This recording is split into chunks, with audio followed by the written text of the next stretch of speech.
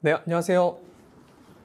지난번 이제 웨비나 이후에 이제 두 번째 출연하게 된 다운기술의 손대영 차장입니다. 만나서 반갑습니다. 네, 반갑습니다, 차장님. 네. 두 번째라고 하셨는데 처음보다 더 긴장을 많이 하신 것 같습니다. 네, 많이 오랜만에 하다 보니까 좀 떨리네요. 네, 알겠습니다. 네. 그러면 뭐 긴장도 풀어드릴 겸 근황을 좀 여쭙고 싶은데 제가 듣자 하니까 개인적으로 좋은 일이 있으셨다고 들었습니다. 그게 뭔지 좀 궁금한데요. 이제 지난번 웨비나 이후에 이제 크라우드스트라이크 제조사에서 제공하는 이제 그 자격증 시험이 있습니다. 그래서 그 시험이 이제 지금은 이제 6가지가 있는데 그 중에 하나인 이제 CCFA라고 하는 이제 크라우드스트라이크 서티피케이트 팔콘 어드미니스트레이터라는 이제 자격증을 이제 취득을 하게 됐는데 이제 취득을 하고 나니까 보니까 이제 이게 파트너사 엔지니어 중에는 처음으로 취득을 한 거더라고요. 그래서 이제 본의 아니게 1호 엔지니어가 됐습니다. 네. 국내 1호 그 공식 자격증을 취득한 엔지니어라는 타이틀을 가지고 계신 거네요. 네네네. 그러면 지금은 다른 분들도 좀 이렇게 따시긴 하신 그런 자격증인가요? 네네네. 그렇죠. 이제 그 뒤로 이제 이어서 뭐 다른 파트너분들도 많이 취득을 좀 하고 있는 걸로 알고 있습니다. 네. 그렇군요. 어쨌든 크라우드스트라이크 솔루션에 대한 전문성을 증명할 수 있는 그 자격증을 최근에 취득을 하셨다. 네. 알겠습니다. 맞습니다. 자, 그리고 여러분 저희가 한 분의 발표자를 더 모셨거든요. 다운기술의 고성종 이사님을 모시겠습니다.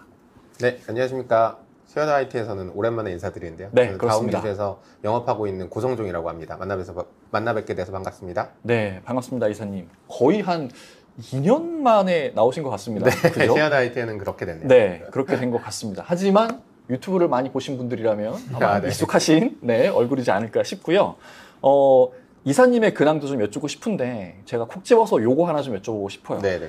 어찌됐든 크라우드스트라이크를 다운기술을 영업하시게 되면서 조금 전에도 영업을 담당하고 있다고 하셨잖아요. 그러면은 정말 많은 고객분들을 실제로 많이 만나보셨을 것 같아요. 오늘 저희 주제가 클라우드입니다. 네, 맞습니다. 그래서 궁금한 게 진짜 그런 기업들이 정말 클라우드로 많이 전환을 해가고 있는지 거기에 대해서 어떻게 체감하시는지 좀 궁금해요. 이따 이제 저희가 그 손대영 차장이랑 같이 얘기할 주제이기도 한데 최근에 이제 고객분들이 뭐 금융권도 그렇고 이제 원래 규제 속에 있었던 고객분들이 많이 규제 밖으로 나오고 있거나 규제가 조금 완화된 내용이 있다 보니까 클라우드에 대해서 많이 검토를 하고 계신 것 같아요. 특히나 예전에는 단순하게 클라우드가 뭐 우리가 서비스를 확장하는데 되게 용이하다 이 정도의 수준이었다라고 하면 요 사스 서비스든 클라우드든 고객분들 입장에서는 비즈니스의 연속성을 가져갈 수 있다는 거, 그리고 비즈니스를 어떻게 하면 조금 더 쉽게, 그리고 AI를 결합해서 이런 것들을 할 수 있느냐를 고민하시다 보니까 자연스럽게 클라우드 인프라에 대한 관심들이 많이 높아지신 것 같습니다. 이게 온프렘 안에서는 그런 AI를 적용한다는 게 사실상 그렇게 쉽지만은 않거든요. 뭐 요즘 GPU 사겠다고 정부에서도 발벗고 나서는 파인데 일반 기업들이 그 GPU 몇 장 구하는 게 솔직히 쉽지 않습니다. 그러다 보니까 이제 그렇게 모여져 있는 클라우드 서비스들이나 그런 인프라들을 활용하는 것들에 대해서 많이 고민을 하고 계신 것 같고요. 그런 부분들이 최근에는 클라우드 전환이 조금씩 늘어나는 체감을 하고 있는 것 같습니다. 알겠습니다. 실제로 그렇게 체감을 하고 계신다고 이제 말씀을 해주셨는데 이렇게 생각할 수도 있을 것 같아요.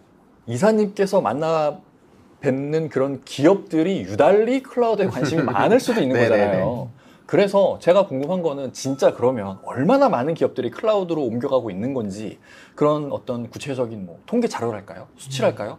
이런 걸 좀 보면서 얘기 나누면 더 좋을 것 같아요. 네, 그런 걸 있으면 좀 보여주시죠. 그 이제 제가 이 자료를 좀 조사를 해왔는데요.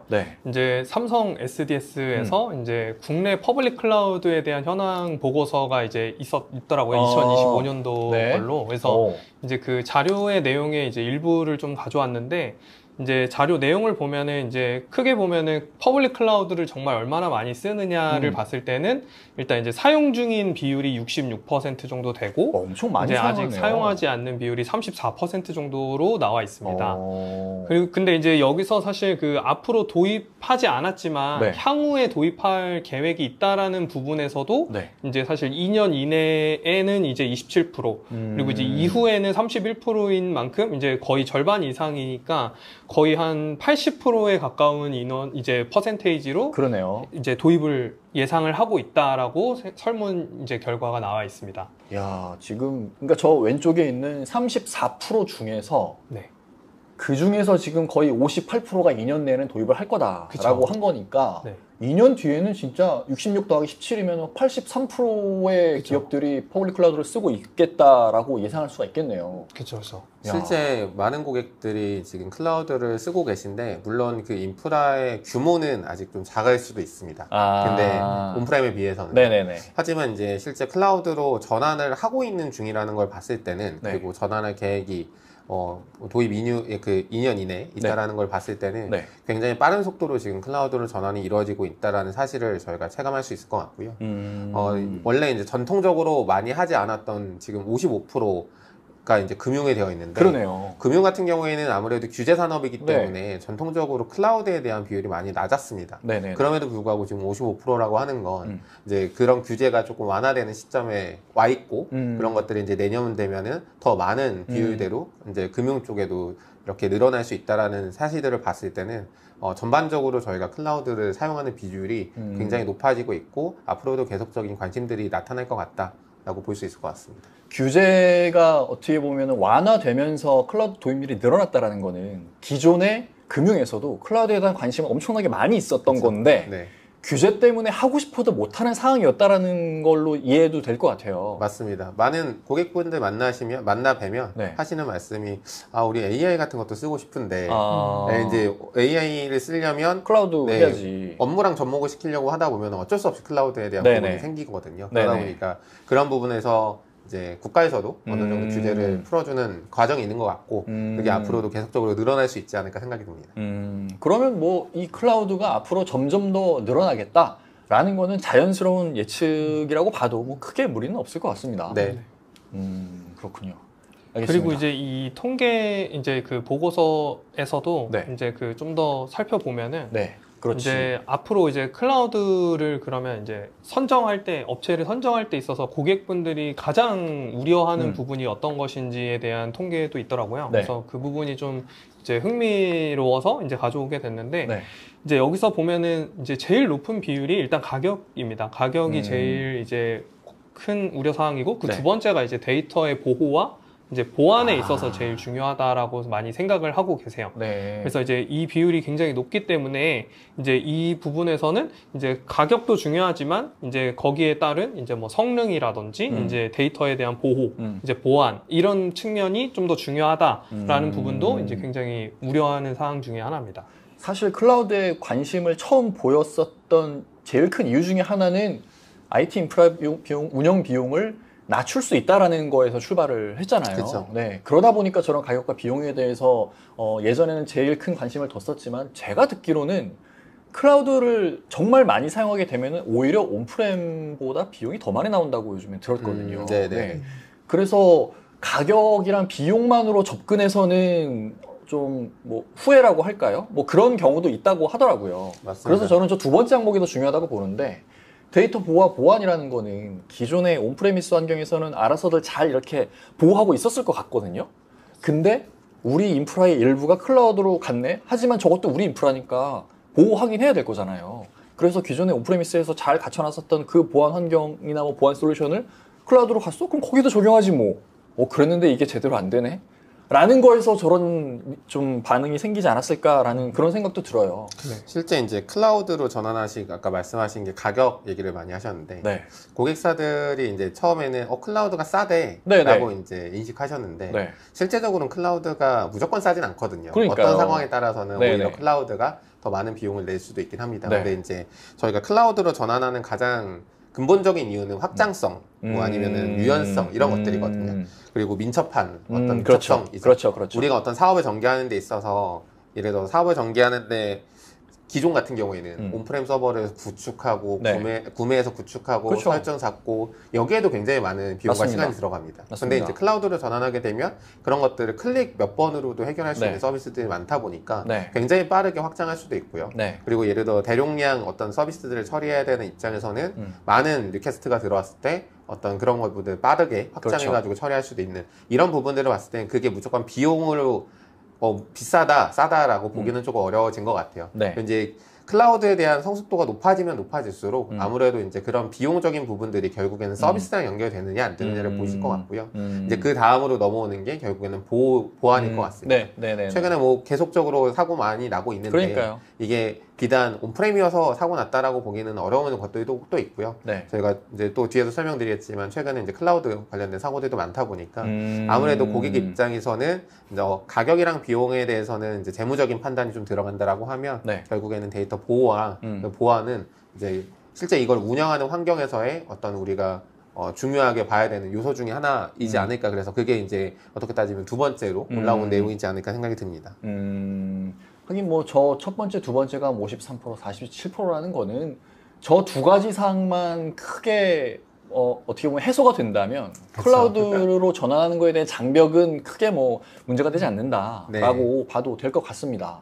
근데 사실 저는 저 가격이나 비용 적에 아까 이제 말씀해 주셨던 그런 서비스 확장이나 뭐 아니면 뭐 비즈니스 연속성이나 그런 연속성이 제대로 구현되지 않았을 때 발생하는 피해, 그걸 따지면 저 비용은 되게 하찮은 정도 수준으로 이해할 수도 있을 것 같아요. 그렇죠. 이제 우리가 어떤 비즈니스를 확장해야 되는 상황에서 좀 빠르게 접근해야 되는데 뭐 서버 구매해서 딜리버리하고 와가지고 구축하고 하는 시간에 서비스 만들어서 빨리빨리 뿌려서 확장하는 게 훨씬 많을 수도 있거든요. 그 시간에 물건을 몇 개를 더 팔 수 있는데 그쵸. 그 서버 구매 비용보다 훨씬 더 많은 이익을 창출할 수 있을 것 같아요. 맞습니다. 그러다 보니까 이제 최근에는 이제 저런 어떤 가격과 비용을 단순하게 그냥 싸냐 비싸냐 그리고 그냥 그렇게 보는 게 아니라 전략적인 관점에서 비즈니스 관점에서 우리가 그럼 이 정도에 투자했을 때 어느 정도의 효과를 낼 수 있느냐 이런 부분들은 이제 최근에는 많이 고민하시는 것 같아요. 그렇습니다. 또 데이터 보안 관점에서도 보면은 이게 어쨌든 클라우드로 가게 되면은 내가 챙겨야 될 것들이 더 많아지는 건 어쩔 수가 없잖아요. 맞습니다. 근데 클라우드로 간다고 해서 회사에서 인력 더 뽑아주지 않잖아요. 그냥 그 인력으로 더 많아진 것들을 챙겨야 된다는 말입니다. 그러다 보니까 이게 인력이 제한돼 있으니 당연히 놓치는 부분이 생기는 거고 그래서 거기에 대한 어떤 피해가 생기는 거는 어쩔 수가 없는 것 같아요. 맞습니다. 그래서 그걸 해결하기 위해서 사람을 더 뽑았어. 사람을 더 뽑는 비용보다 그냥 솔루션에 투자하는 비용이 훨씬 더 저렴하니까 그래서 그렇게 생각하면 데이터와 보호와 보안 쪽에 방점을 찍고 투자를 하게 되면 자연스럽게 비용을 낮출 수 있지 않을까라는 생각도 좀 듭니다. 뭐 좋은 말씀이신 것 같아요. 이제 우리가 결과적으로 제일 회사에서 운영하는데 비싼 금액이 인건비잖아요. 그렇죠. 제일 비싸잖아요. 근데 인건비를 어떻게 하면은 줄일 수 있는 하나의 방법이 솔루션이 될 수도 있고요. 물론 그렇다고 그게 뭐 무조건 모든 걸 해결할 수는 없겠지만 어떤 방법이 될 수는 있는 것 같습니다. 알겠습니다. 그럼 어쨌든 이렇게 통계 자료를 놓고 보면은 클라우드로 전환하는 기업들이 진짜 많이 늘어나고 있는 게 사실이고 그리고 그 중에서도 저 데이터 보호와 보안에 대한 걱정이 참 많다라는 거를 이제 알 수 있는 그런 자료가 되지 않나 싶습니다. 저희가 추가적으로 좀 한번 클라우드를 사용하시는 사용자분들한테 설문조사를 좀 진행을 해봤어요. 그래서 설문조사를 진행해봤는데 따로 이렇게 자료는 만들어져 있지 않군요.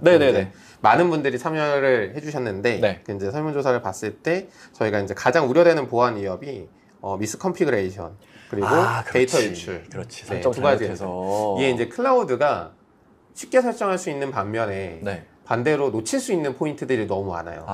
이게 온프레미스 환경 같은 경우에는 흔히 얘기하는 게이트웨이만 어떻게 꽉 쥐고 있으면 외부에서 접근하는 것 자체가 조금 제한되는데 클라우드는 API부터 뭐 네트워크 환경까지가 다 온프레미스랑 다르다 보니까 머릿속에 제대로 그려지지 않는 게 첫 번째 문제인 것 같고 두 번째는 그러다 보니 내가 다 챙겼어 라고 생각했는데 그 와중에 이제 놓치게 되는 어떤 미스컨피그레이션 관련된 부분들이 발생할 수 있죠. 그리고 클라우드에 대한 이해가 많이 높지 않는 이상 이제 이해가 낮게 되면 나는 다 했다고 생각했는데 못한 부분이 또 있을 수도 있고요. 이제 그런 식으로 이제 그런 어떤 미스컨피그레이션에 대한 부분을 가장 어떤 염려를 하고 계신 것 같아요. 이게 아무래도 클라우드 환경의 복잡성 때문에 연결되는 요인인 것 같고요. 이게 아까 저희가 잠깐 얘기 나눴었지만 어찌됐든 온프렘보다 클라우드 쪽에서 챙겨야 할 것들이 워낙 이제 많아지다 보니까 생기는 그런 어떻게 보면 어쩔 수 없는 오류라고도 이제 생각을 할 수가 있을 것 같은데 근데 또 한편으로는 뭐 그런 생각도 듭니다. 이게 클라우드 환경에 알맞은 보안을 어떻게 구성을 해야 되는지에 대한 지식조차도 좀 많이 부족한 그런 상황이다 보니까 그러다 보니까 그냥 뭐 어쨌든 우리가 기존에 있었던 보안 솔루션이 있으니까 그게 클라우드도 지원한다는데? 네. 그래서 그러면 뭐 그냥 우리 입장에서는 인프라만 하나 더 추가된 거랑 똑같은 거잖아요. 알아서 잘 되겠지 뭐. 라고 생각해서 그냥 이렇게 안일하게 좀 해놔서 그런 문제가 생기지 않았을까라는 생각도 들고요. 온프레미스에서는 사고가 발생하면 대부분 그러실 거예요. 업체에 전화하면 알아서 금방 다 고쳐주잖아요. 알아서. 근데 클라우드는 대부분 그런 것 같아요. 너네가 알아서 해야 돼요, 고객님인 것 같아요. 네네네. 그러다 보니까 어디 전화할 때도 마땅치가 않을 것 같고 고객 스스로 지식이 많아서 그거를 스스로 챙길 수 있도록 권장하는 서비스들이 많아서 이런 오류가 많이 발생하지 않나? 라는 생각도 좀 듭니다. 네. 클라우드는 알아서 직접 다 해야 되는 거잖아요. 거기에 대한 부담 때문에 글로 이동하는 걸 좀 두려워하시는 분들도 많은 것 같아요. 아무래도 클라우드란 환경 자체가 어떤 고객과 그런 쉐어하는 기술에 대한 부분들을 이제 서로 챙겨야 되는 부분들이 좀 있다 보니까 그런 부분에서는 아무래도 조금 어려운 부분이 있는 것 같아요. 네, 그렇습니다. 그래서 설문조사 결과 내에서 이제 실제로 고객분들이 이제 현재 그러면은 클라우드 보안을 하기 위해서 어떤 솔루션들을 많이 사용하는지 이런 설문을 했을 때 사실 클라우드 서비스 업체에서 제공하는 이제 그런 기본적인 자체 보안 기능, 그렇죠. 뭐 AWS나 뭐 GCP나 이제 이 벤더에서 제공하는 그 서비스 프로바이더에서 제공하는 이제 보안 기능들 위주로 많이 사용을 하고 있고 그리고 이제 뭐 굳이 사용한다면 이제 웹방화벽 정도의 수준으로만 사실 사용하는 게 이제 제일 많다는 비율이 이제 설문 결과에 있고요. 그래서 이제 앞으로 그러면 어떤 보안 솔루션들이 필요할까라고 또 질문을 했을 때는 이제 취약점에 대한 관리, 이제 리스크에 대한 관리나 아니면 이제 EDR이나 XDR 관련해서 이제 이 부분이 좀 더 필요하겠다라고 느끼시는 것 같습니다. 설문 결과 상으로는. 네. 이게 실제 이제 저희가 클라우드 환경에서 보안을 구성할 때 기존에 이제 온프렘에서 썼던 보안 공식을 그대로 가져가시는 고객사들이 간혹 있으세요. 네네. 그러면은 반대로 클라우드를 그냥 온프렘처럼 똑같이 구성을 하시거든요. 그러니까 클라우드의 장점을 활용하지 못하는 형태로 구성하시는 경우들도 많아요.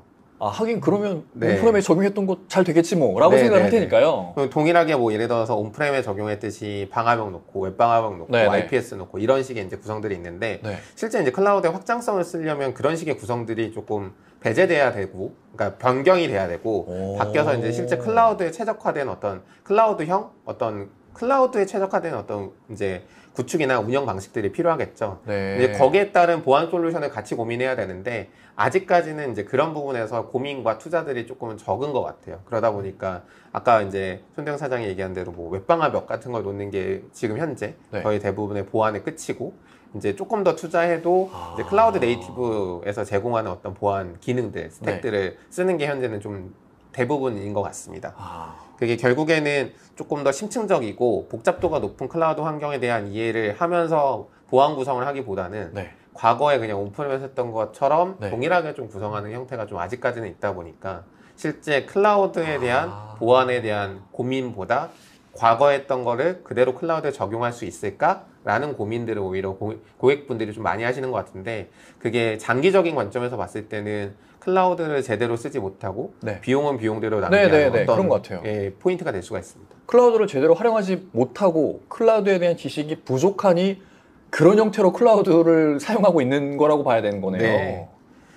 실제 그래서 아까 이제 얘기했던 어떤 보안 설문조사 하신 대상분들이 우리가 그럼 얼마나 보안이 잘 되어 있어 라는 대답을 할 때 그래도 보통 이상이 좀 답변이 많긴 했지만 그럼에도 불구하고 미흡하다는 수도 상당했거든요. 결국에는 이게 클라우드 보안에서는 니즈는 있는데 어떻게 해야 되는지 그걸 잘 모르시는 사람도 없고 세계적인 어떤 정보도 없고 그러다 보니까 좀 완벽하게 준비를 못하고 조치가 안 돼 있는 상태들이 많은 고객들이 있으신 것 같습니다.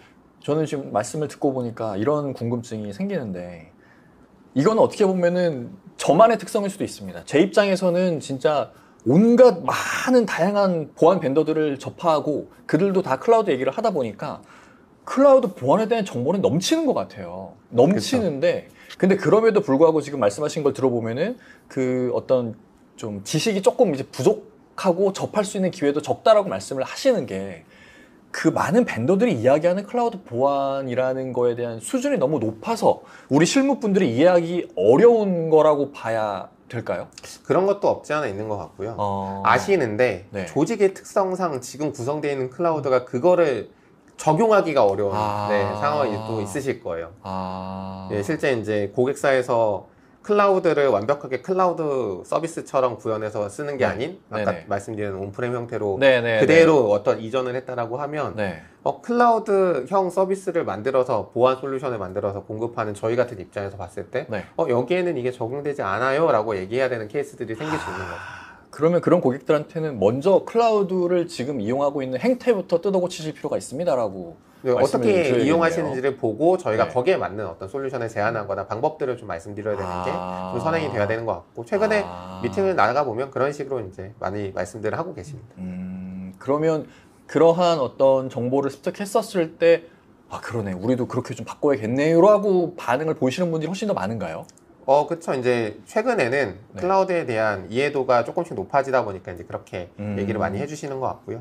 그리고 이제 뒤에서도 설명드릴 뭐 사고 사례들의 클라우드에 대한 사고 사례들도 있다 보니까 그러면은 우리가 보안을 좀 더 고려하기 위해서는 아키텍처를 조금 손봐야 되겠구나 라고 이제 고민하시는 고객사들도 있으신 것 같습니다. 알겠습니다.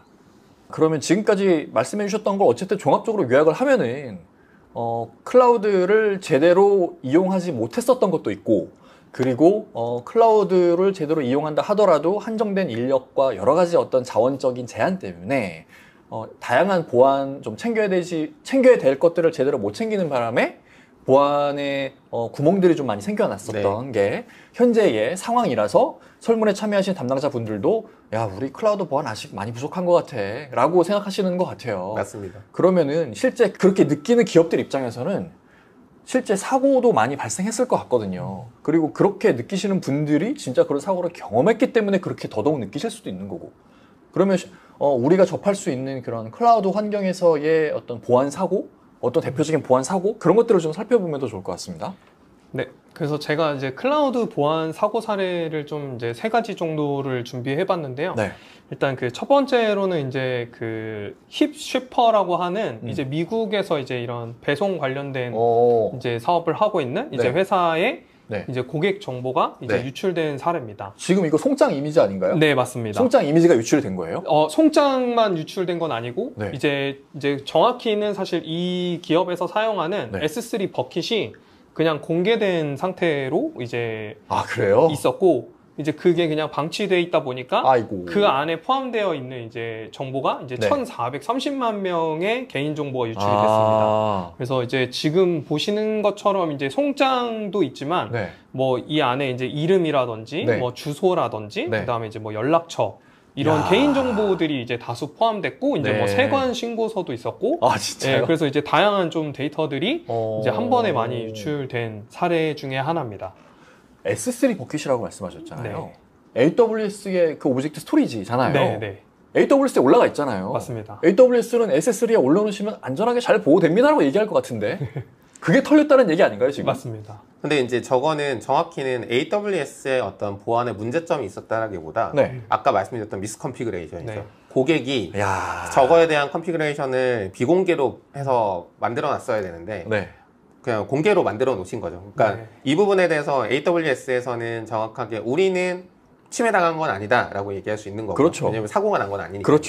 다만 고객 입장에서 봤을 때는 S3 버켓에 안전한 줄 알고 올렸는데 왜 유출됐어? 했는데 알고 봤더니 고객이 미스컨피그레이션을 해서 이런 문제가 발생하는데 실제로 많이 발생해요. S3 버켓에 관련된 문제들이. 지금 한 사례만 말씀드렸지만 뭐 국내 해외 갈 것 없이 S3 버켓을 이용해서 어떤 데이터가 유출되거나 아니면은 그런 위협 직전까지 갔던 사례들은 정말 많습니다. 왜 이게 아무래도 아까 말씀드렸던 미스컨피그레이션들을 다 하나하나 이제 사람이 체크할 수는 없다 보니까 그 부분에서 조금 놓치는 부분들이 간혹 생기는 것 같아요. 이게 그 클라우드의 고객 책임 모델 거기에서 나오는 오해 때문에 발생하는 사고라고도 볼 수 있겠네요. 네, 맞습니다. 이게 저희도 사실 저희 서비스도 그 이미지 저장을 S3에 하고 있거든요. 그래서 저희도 링크 보면 이제 S3로 시작하는 그런 링크가 나와요. 한번 개발자한테 물어봐야 될 것 같은데요. 아마 분명히 저희 개발자도 그냥 S3 연결하고 그것만 했을 것 같은데. 그렇군요. 알겠습니다. 그리고 이제 두 번째 사례는 이번에는 이제 애저입니다. 네. 애저에도 이제 그 S3 버킷처럼 블록 스토리지가 있거든요. 똑같은 거잖아요. 이제 이거는 이제 25년 7월에 있었던 사례인데요. 이제 탤런트 훅이라고 하는 네. 이제 미국 그 구직 관리 사이트입니다. 그래서 네. 여기서 운영하고 있는 이제 이 애저 블록 네. 이제 스토리지가 네. 이제 원래 기본적으로는 당연히 이제 아까 얘기 드린 대로 비공개 상태로 이제 관리가 되는 게 맞는데 네. 이제 공개된 채로 그냥 이제 꽤 긴 기간 동안 이제 유지가 되어 있었고 이제 이건 어떻게 보면 이것도 미스컨피그레이션에 대한 대표적인 사례 중에 하나입니다. 야, 되게 기본적인 거를 지키지 않아서 생기는 그런 네. 사고라고 봐야겠네요. 맞습니다. 네. 그래서 실제 이제 이런 부분들이 그 각각 클라우드 프로바이더들, 서비스 프로바이더들이 네. 제공하는 보안 기능을 이용해서 네. 어떤 대응을 하면 되게 좋겠지만 네. 대부분 좀 부족하거든요. 그런 보안 기능들이 AWS, 뭐 애저 다 마찬가지로 네. 그런 보안 기능들이 좀 부족하다 보니까 이제 그런 부분은 이제 커버리지할 수 있는 보안 솔루션, 뭐 시넴이라든가 이런 것들이 좀 또 필요해지고 있다라는 게 이제 글로벌 시장에서는 계속적으로 얘기가 나오고 있고 한국에서도 그런 부분 때문에 많은 고객분들이 고민을 또 하고 계신 것 같아요. 알겠습니다. 그래서 이 사례로 이제 2,600만 명의 이력서가 이제 외부에 노출이 된 상태로 유지가 돼 있었고, 야. 이제 거기에는 이제 그 로그인도 필요가 없고 그냥 네. 누구나 접근할 수 있는 상태였다고 합니다. 아니 이력서면은 네. 개인 정보 중에서도 진짜 엄청나게 그쵸. 수준이 높은 개인 정보잖아요. 네. 그래서 이제 미국 시민들 기준으로 사실 2,600만 명이면 이제 저희 우리나라로 치면 절반 가까이 네. 되지만 어쨌든 스케일이 미국이다 보니까 이제 그 많은 인원의 이름이나 네. 네. 이제 이메일 주소 그리고 이제 전화번호 등이 유출이 됐는데 네. 이제 이걸 가지고 이제 피싱이라든지 이제 이런 거에 또 활용이 될 수 있는 거죠, 이 정보로. 야, 네. 이력서가 유출됐으면 해커 입장에서는 누구누구님 요번에 합격하셨다고 네. 면접 보고 충분히 가능하죠. 피싱 메일 보내면 네. 누가 안 클릭하겠어요, 저걸. 네. 와, 심각하네요. 네. 알겠습니다. 네. 그리고 이제 세 번째 사례는 이제 컨테이너 이미지에 악성 코드가 있는데 이제 이거를 받아가는 그런 사례 중에 하나입니다. 그래서 이 사례는 이제 2024년도 3월 네. 29일 날 발견됐던 이제 문제인데요. 네. 이때 나왔던 이야기인데 네. 이제 한 개발자가 네. 리눅스 서버를 자기가 이제 SSH로 접근할 때마다 네. CPU의 사용률이 너무 늘어나는 거예요, 갑자기. 그래서 이제 이게 왜 그런지를 이제 원인을 막 찾아보니까 네. 이제 리눅스에서 많이 사용하고 있는 XZUtil이라고 하는 이제 압축 프로그램입니다. 이 압축 툴을 네. 이제 많이 사용하고 있는데 네. 이 툴 자체에 백도어가 심어져 있는 채로 이제 배포가 됐습니다. 와. 그래서 이제 이 문제가 나오고 바로 이제 CV2024 이제 3094라고 하는 취약점이 이제 바로 등록이 됐는데요. 네. 그래서 이 이미지를 가져온 거는 이거는 이제 작년도 기사가 아니고 네. 이제 이번 달에 나온 내용입니다. 이제 8월에 나온 거예요. 근데 이제 이게 왜 나왔는지를 이제 가져온 이유는 네. 이제 지금도 도커 허브에 가면 네. 데비안이 공식적으로 이제 관리하고 있는 이제 공식 베이스 이미지 네. 레퍼지토리거든요. 네. 근데 이제 여기에 그때 당시에 문제가 됐던 XZ 유틸리티가 네. 아직도 배포되고 있어요. 그러니까 이제 악성 코드가 있는 채로 네. 배포를 유지하고 있습니다.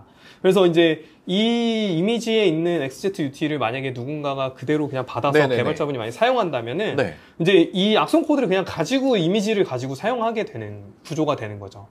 네. 야, 이게 오픈 소스잖아요. 지금 여기도 도커 허브니까 네. 누구나 와서 누구나 올릴 수도 있고 네. 누구나 다운받을 수 있는 그런 구조다 보니까 이게 뭔가 그 안정성이 보장이 안 되는 것 같아요. 저는 이것 때문에 오픈 소스 별로 안 좋아하거든요. 물론 활용할 수 있는 지식도 네. 많이 떨어지긴 하지만 네.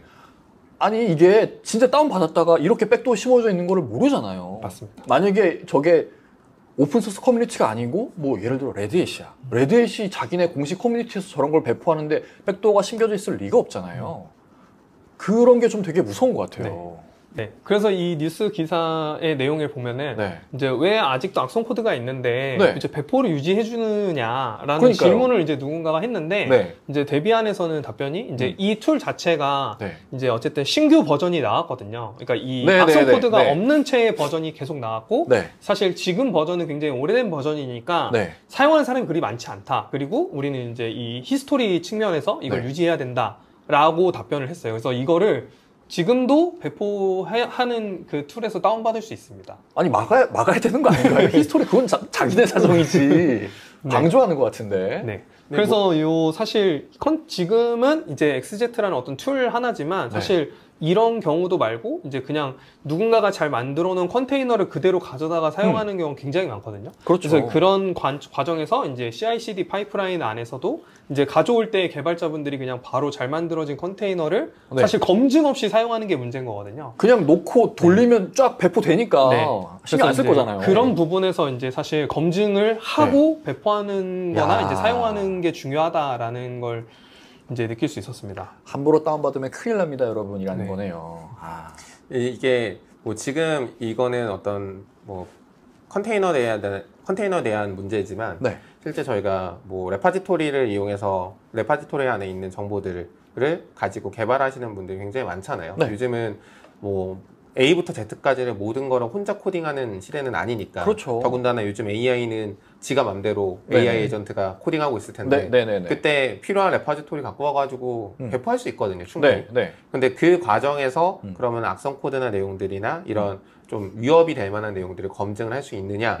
현재 이제 클라우드 환경에서 그런 것들을 검증하는 데는 아직까지는 많이 고민하고 있는 것 같진 않아요. CI/CD 파이프라인 안에서 시큐리티가 그래서 데브세옵스를 많이 얘기를 하지만 그렇다고 시큐리티가 굉장히 이렇게 어떤 포지션을 많이 차지하고 있다라기보다 그냥 배포 직전에 우리 한번 검증해보자 정도에서 끝나긴 하는데 이런 CI/CD 파이프라인 전체에서 이런 것들을 좀 가시성 있게 저희가 대응할 수 있느냐 이런 부분들은 분명히 좀 앞으로도 좀 필요한 내용일 것 같습니다.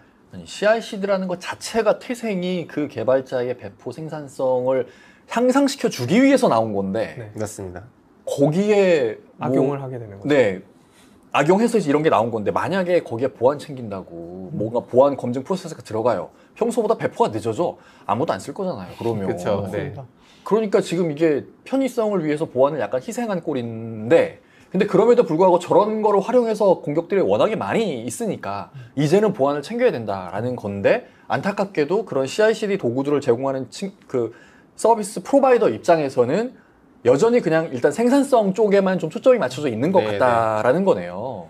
근데 뭐 그쪽 이제 그런 솔루션들을 제공하는 업체 입장에서는 당연히 생산성에 초점을 맞춰야 되는 게 맞고 고객 입장에서는 그런 솔루션을 사용하고 있을 때 추가적으로 우리가 보안 조치를 뭘 할 수 있는지 워크로드 보안에 대한 고민을 하시면서 그거를 이제 우리 전체 개발 라이프 사이클 안에 어떤 식으로 녹여낼 거냐 이거를 한번 좀 고민하셔야 될 것 같고 그러다 보니까 이제 CWPP 같은 솔루션들이 최근에 각광받으면서 계속 얘기가 나오는 것 같습니다. 그럼 지금 이사님이 말씀해 주신 것들도 좀 이렇게 종합해서 생각을 해보면 AWS가 됐든 그런 다양한 퍼블릭 클라우드들이 대부분 어떤 뭐 생산성, 유연성, 민첩성 이런 거에 많이 초점을 맞춰서 정말 다양한 서비스를 제공을 하고 정말 다양한 서비스를 제공하다 보니까 고객들은 그것들을 다 가져다가 되게 조합해서 많이 사용하실 거잖아요. 근데 그렇게 조합을 하는 그런 어떤 형태가 고객마다 또 다 다를 거예요, 분명히. 맞습니다. 그러다 보니까 어떤 획일화된 정형화된 그 클라우드에 알맞은 보안이라는 게 나오기도 되게 어려운 것 같고 그러다 보니까 더더욱 그러면 그런 AWS에서 챙겨주지 못하는 별도의 이런 보안 홀드를 알아서 잘 챙겨줄 수 있는 서드파티 솔루션이 반드시 필요하지 않나라는 생각이 좀 듭니다. 맞습니다. 그래서 결국에는 고객들이 이제 클라우드 환경에 대한 이해가 높아지고 있고 높아진 만큼 클라우드 환경 전반에 대해서 가시성을 좀 확보하실 방안을 좀 마련하셔야 될 것 같고요. 여기에 이제 구성 오류라든가 아니면은 뭐 아까 말씀드렸던 어떤 데이터 유출이나 아니면은 악성 코드든 이런 공격에 대한 위협에 대한 어떤 모니터링이나 이런 걸 할 수 있고 그걸 탐지하고 교정할 수 있는 어떤 전반적인 보안 솔루션들을 고민하시고 도입하시는 이제 단계로 진입하셔야 되지 않을까 이제 그 생각이 듭니다. 네, 알겠습니다. 저희가 한 30분 넘게 길게 이야기를 나눴는데 어찌됐든 클라우드에 알맞은 별도의 전문 보안 솔루션이 필요하네요, 이제는. 그런 시대가 됐고, 앞으로 점점 더 이런 보안 솔루션들의 역할이 더 커질 것 같습니다.